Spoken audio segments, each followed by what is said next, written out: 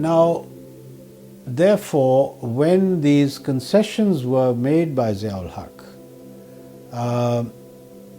it didn't involve a very radical change of the situation on the ground, i.e. the stalemate and the relative inactivity of the army was simply transferred to a formal decision.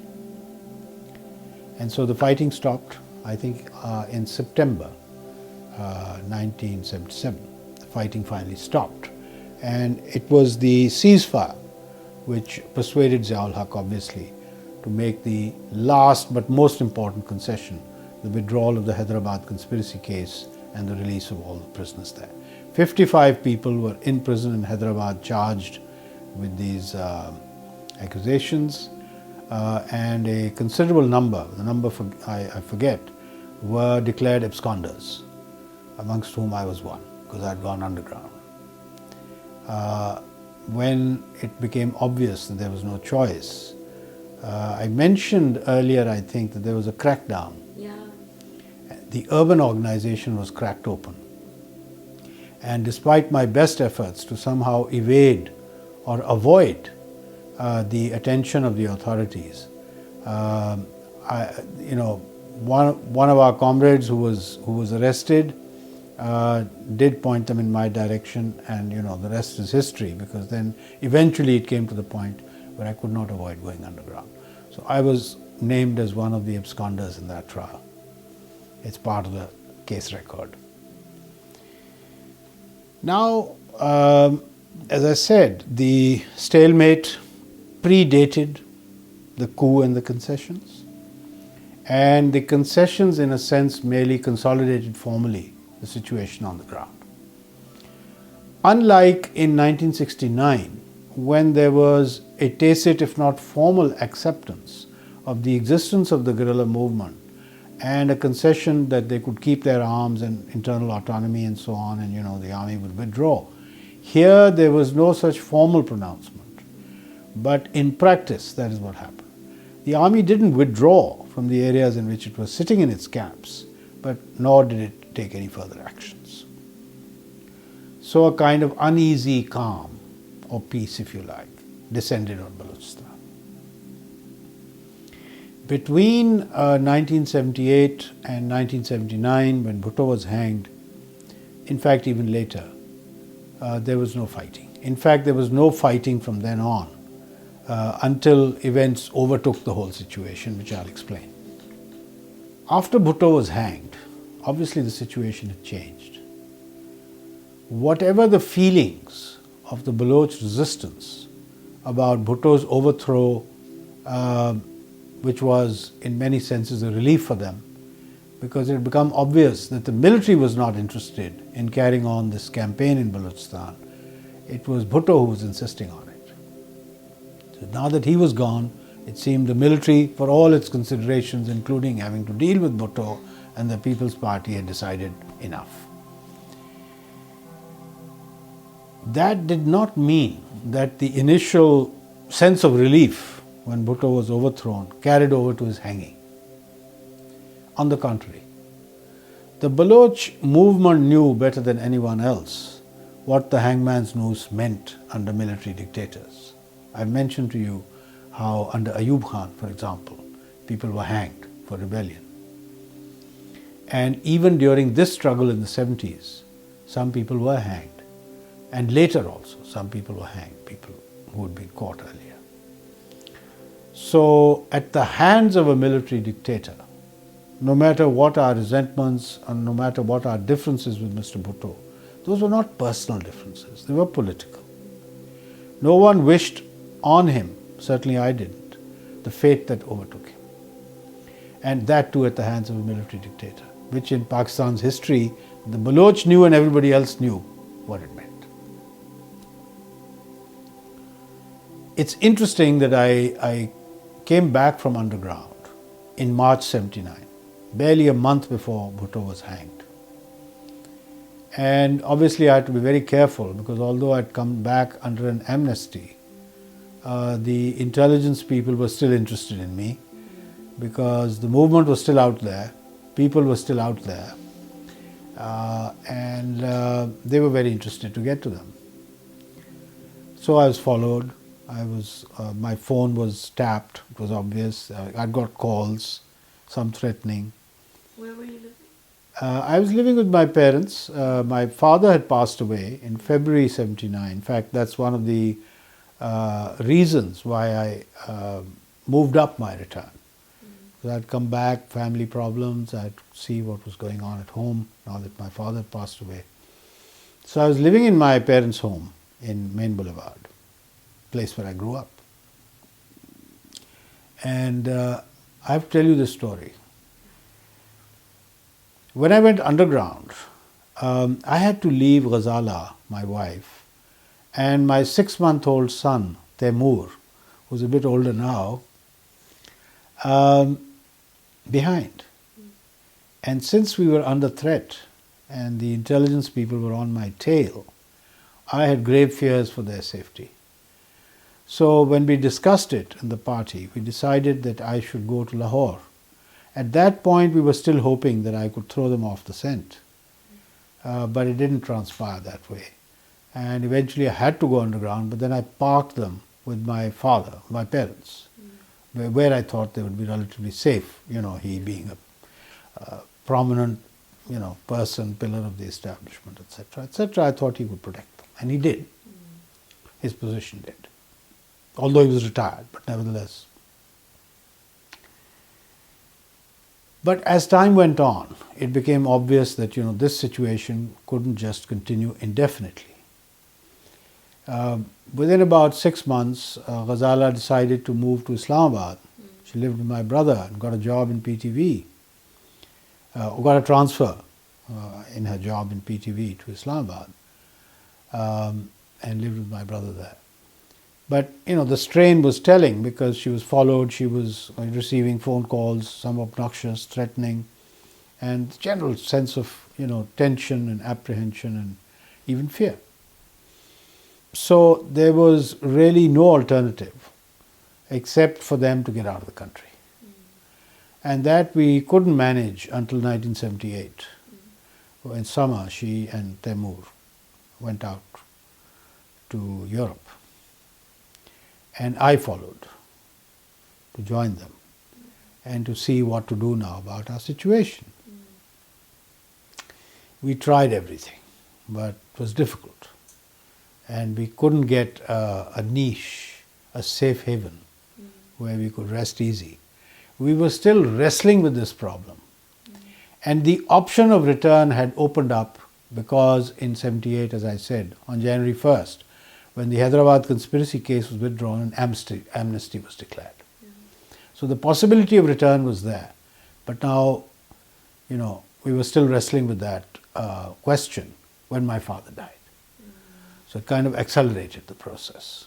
I sent Ghazala and Taimur back, and I came by my own route because I told everyone that it was impossible for me to return from underground without meeting my leaders and my party and my comrades and explaining to them the circumstances in which I was returning, which I did. And a very interesting episode. I'd left through Afghanistan and I came back through Afghanistan. I couldn't just land at an airport in Pakistan and run that risk. Nor could I have exited from an airport in Pakistan. My picture was there with them, And on the border of Chaman, I almost got arrested. Now, this is a very strange border, just like Torkham. It's a very strange border. It's supposed to be a border, and yet a lot of traffic comes and goes quite informally. And this is nothing new. This has existed for donkeys of years, maybe hundreds of years, I don't know. The fact is that these are porous borders. So at that time at least, the rigor in checking was not so great. So there were people on either side whose job it was to ferry illegally people from one side to the other, or from the other side to the first. So we got into a rickshaw, me and some comrades, 2 rickshaws, and we trundled off to Chaman. The first rickshaw went through without any problem. The rickshaw in which I was with another comrade got stopped. They took us off the rickshaw, took us into the office and said, "Who are you? Where are you coming from? Where are you going?" I saw that we were in trouble. We had no explanation. So finally, I pulled a fast one. I realized that, if I don't do something now, it's curtains. So I said to them, in English, "Who's your officer in charge?" So they were a bit taken aback because I was in Baloch dress, paggad, beard, vest, all that. So they were quite taken aback, and they realized they were, dealing with something different, strange. So they called their officer, and I had a conversation with him in English. I said, "I'm on a very sensitive mission, and if you don't let me go, your job, and perhaps more, is on the line. So you decide what you want to do." I think he didn't want to take the risk. So he said, okay, you can go. So we were released. Meantime, of course, the first rickshaw has reached Quetta and alerted our comrades and the leaders. The guy has been picked up on the border. I mean, everybody went into a frenzy. Phone calls, contacts, government, higher-ups, the works. One of our comrades has been held on the border and please have him released. So while they were making these efforts, I trundled in on my scooty. Of course, they were very relieved to see me. But anyway, when I told them the story, we all had a hearty laugh. Now, having had my meetings with the leadership in Quetta, then I went down to Karachi, I met my comrades in Sindh, I met them wherever they were, and I explained my circumstances and why it was necessary for me to go back. And to my eternal gratitude, and perhaps as a mark of their respect for me and for whatever role I'd played in the movement, the overwhelming sentiment was that they were sorry to see me go. Which was very heartening for me, obviously. I was feeling guilt, frankly, about abandoning the struggle. But I had no choice. Things had reached a point where I had no choice. So, now I took a train from Karachi and I arrived in Lahore, very early morning, winter, fog, and I got off at the Lahore Cant railway station. Didn't go to the main one, because at that point in the morning, around 5 a.m. in the morning, everybody was asleep, including the station. I came out of the station wrapped in a chadar, took a rickshaw and went home. In those days, nobody had gates and locks on their homes. So I just walked in. The house was asleep. I went to the back of the house. I knocked on the window where I knew Ghazala would be, my bedroom in which she would be. The curtain parted and this white face appeared in the window, saw me, and I said, "Open the door." And instead of opening the door, she ran down the corridor to my mother's room, screaming, "He's come, he's come, he's come."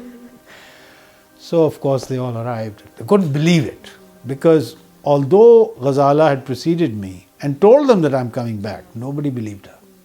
They were all very skeptical about whether I would actually return. Rumors earlier when I was underground, some were rather alarming, including that I had been captured and killed.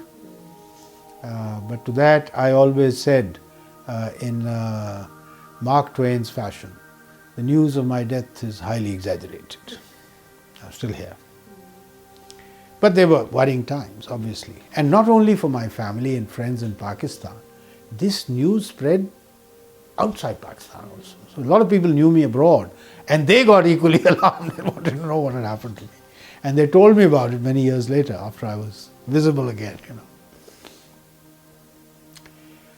Now the situation was that I now had to wrestle with my circumstances.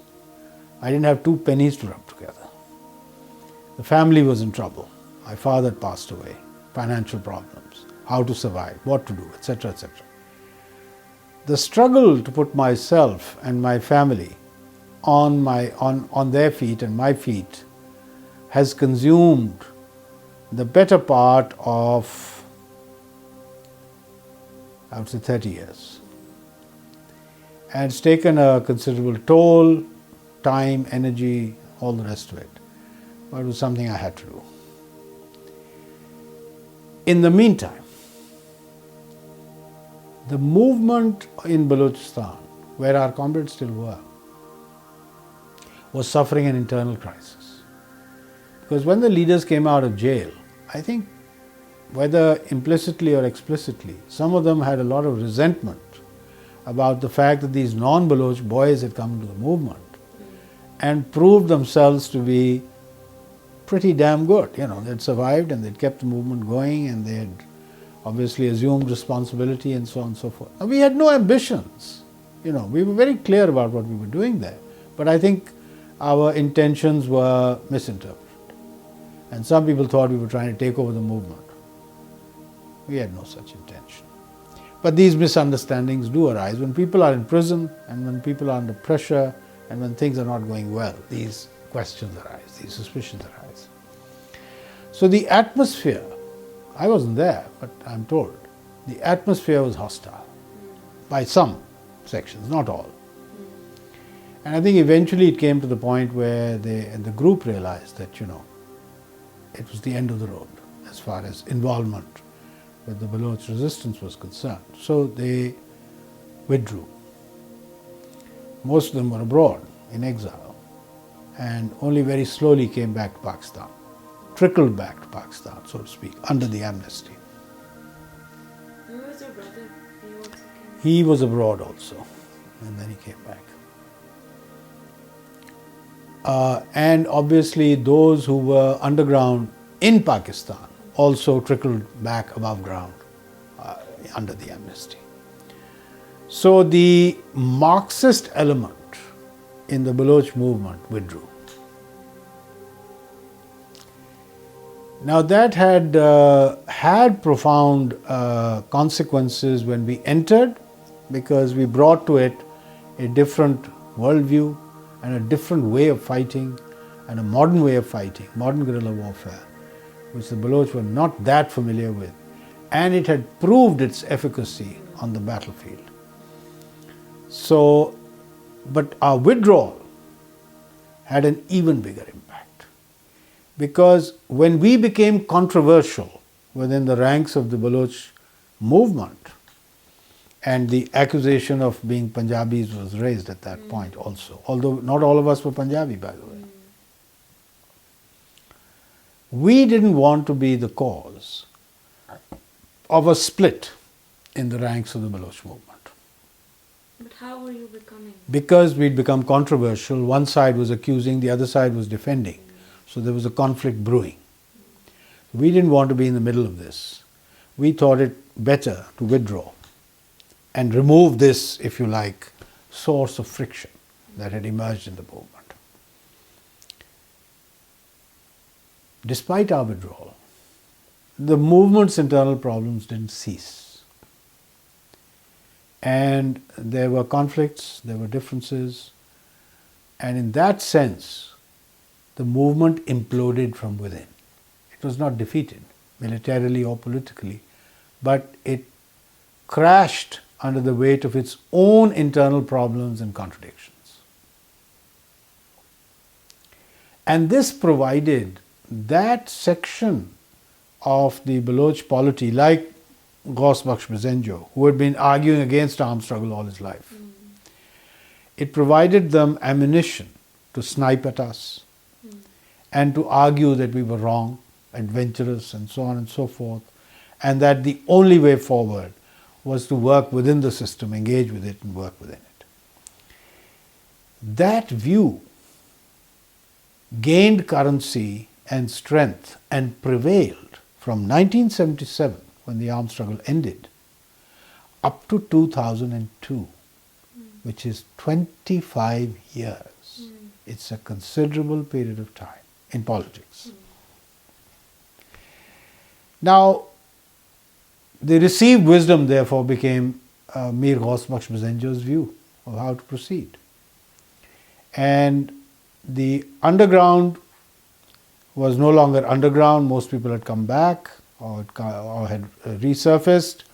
Our refugees in Afghanistan returned and didn't receive the compensation they had been promised. But at the very least, the army stopped fighting, the prisoners were released, the Hyderabad conspiracy case was withdrawn, and so on and so forth. But the compensation never arrived. Ziaullah promised it, but it never arrived. Now, these internal conflicts and contradictions and friction and splits, all of which owed their origins to the strains during the years of the war, finally burst forth and splits occurred and the movement imploded. Thank God we were not there in the middle of that, because we might have been blamed. But our withdrawal ensured that no dirt could stick to us, no mud could stick to us. We had come in a very altruistic manner, fought and worked in an altruistic manner, and withdrawn in a totally altruistic manner. So nobody could, point a finger at us. And I think that's one of the reasons why even today, despite at least 2 generations having been born and come to consciousness since those events, there is enormous respect for us in Balochistan. If I go to Quetta, I don't have to introduce myself. Everybody knows who I am, even if they don't know me. And there's enormous respect. Because, we didn't take anything away, we gave. So I think the purity of that involvement, I think, has left a lot of respect in people's hearts in Balochistan. And that's why I argue that in the nationalist discourse, whether it's Sindh, whether it's Balochistan, or even Khyber Pakhtunkhwa, the Pashtuns, the easy thing is to blame Punjab for all your ills. But the more conscious amongst them, and those who know their history, also know that this is not as simple as it seems. Punjab, is not a monolith. There are ruling elites, there's the state institutions dominated by Punjabis, but the Punjab people themselves are oppressed. So it's not like, they are part of the state's, shall we say, oppressive character or policies in these smaller provinces. But it's easy to say Punjab, although I think it's misleading.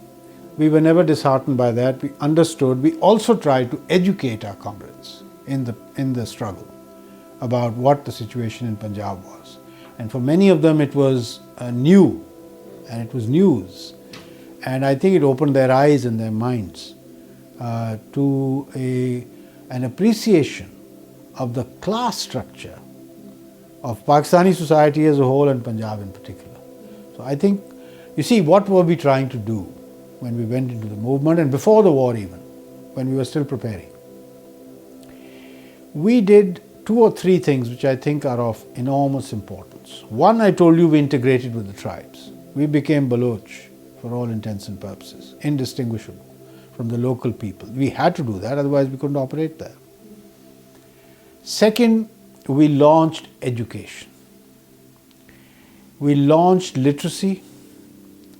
We set up nomad schools that traveled with the people. So children were taught primary education, and it didn't matter if you were slightly older or slightly younger. It was quite a polyglot kind of age group, but children had to be taught. And then adult literacy. And along with literacy and education, we also conducted for the fighters and particularly the commanders different levels of political education. So, because what we were confronted with was a society that had inherent fissures, loyalties, identities. The family, first and foremost. The clan, next in importance. The section of the tribe, next. The tribe after that. And then the concept of the Baloch nation. And although the general run of fighter had to be educated at least to understand or transcend family, clan, section, tribal loyalties to move to a Baloch nationalism, the commanders and the advanced cadres were taught that Baloch nationalism, beyond Baloch nationalism, lies internationalism. And that meant they had to be taught Marxism and revolutionary ideas. So the advanced cadre and the commanders were fully versed in Marxism. Now, maybe they couldn't have stood in a hall in Europe and debated, but they knew the basic foundational ideas.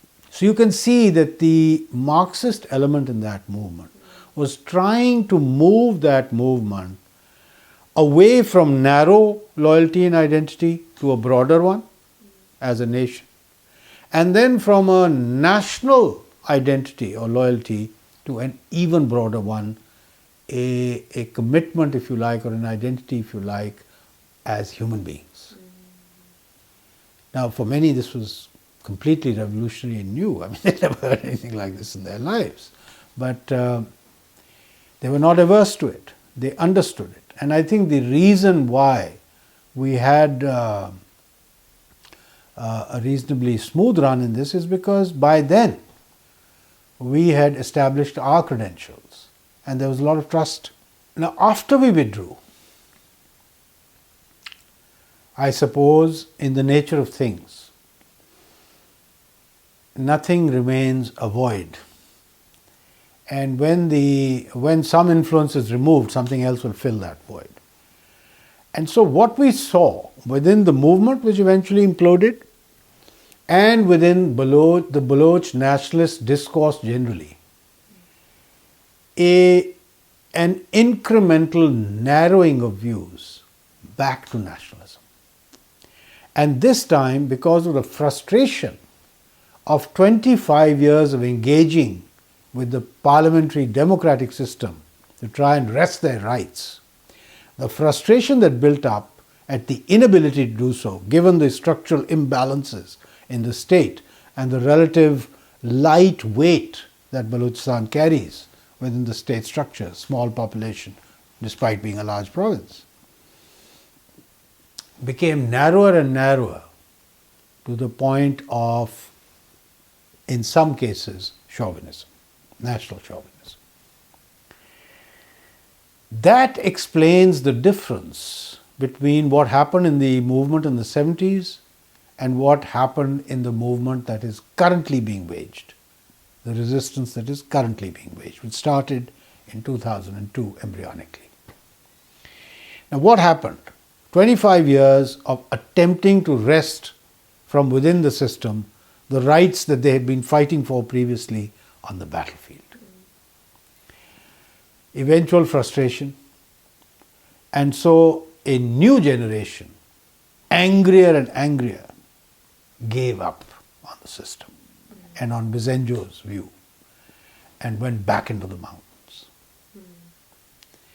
This time it was not the result of, say, a crisis like the 73 crisis that I described as the start of the armed struggle in the 70s. This time it was a conscious decision on the part of a new generation.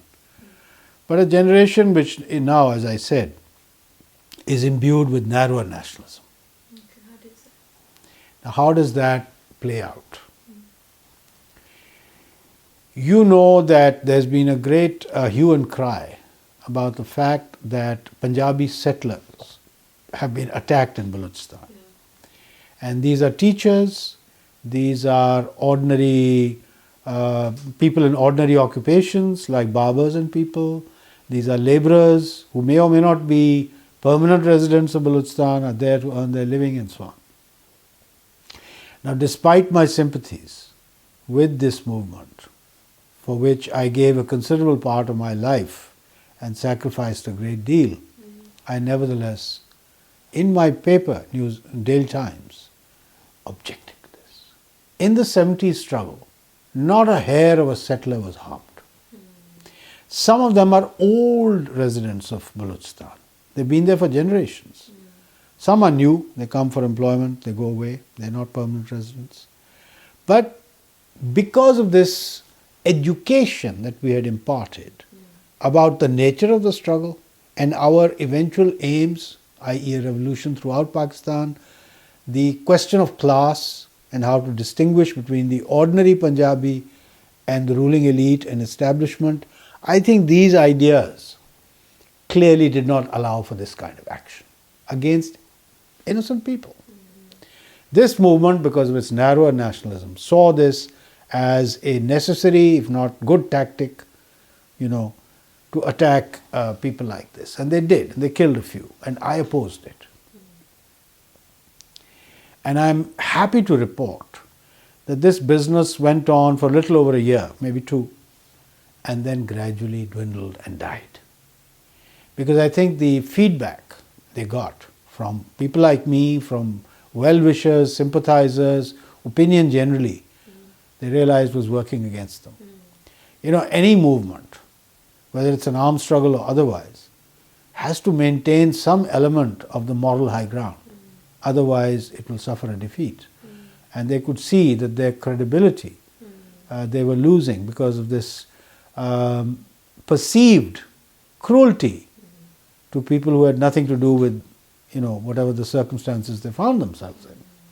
So I think wisdom prevailed eventually. And that has died down. There may be the odd incident here or there, but as a sustained tactic, it's gone, which is a happy development in my view. Now, I was not involved from the time I returned from underground to 2002, when the current phase of armed struggle broke out again. I've described one aspect of the movement, which is a narrower nationalism. I also need to describe another aspect. Even in the 70s struggle, there was a small embryonic Baloch middle class emerging. These were educated young people who obviously had ideas very different from the traditional tribal milieu. They were urban, many of them, although they had roots in the rural areas, tribes, etc., but they were urban, educated.